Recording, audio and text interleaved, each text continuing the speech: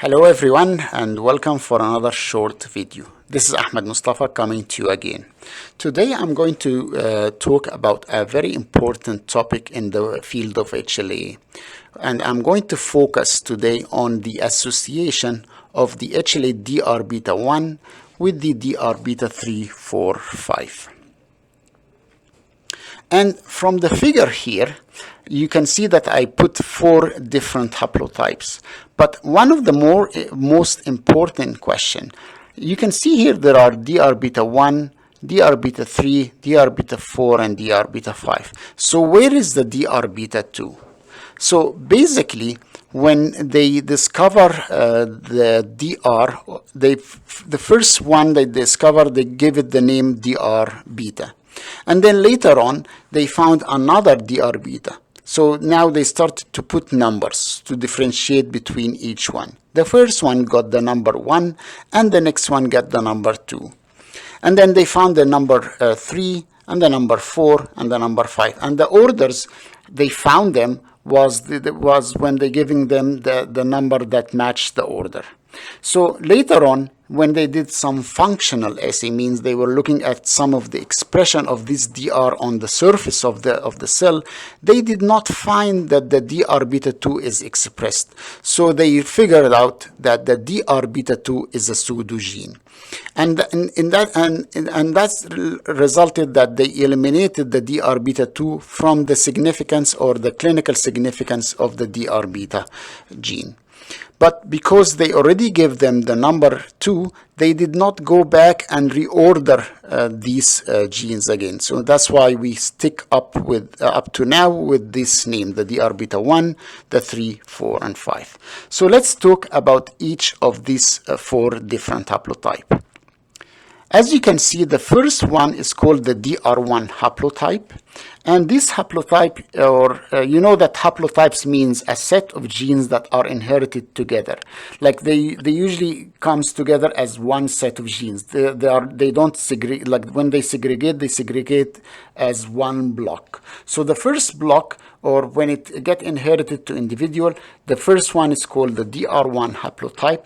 And these individuals, they will have the DR beta 1 gene, and specifically they will have the O1 and the O8 and the 10 allele. And you can see that they don't have any DR beta 3, 4, 5 association. And if you see here in this figure, this is what I'm trying to explain. So if you look at the DNA level versus the protein level, at the DNA level you can see there are 2 genes, the alpha or the A gene and the beta or the B gene.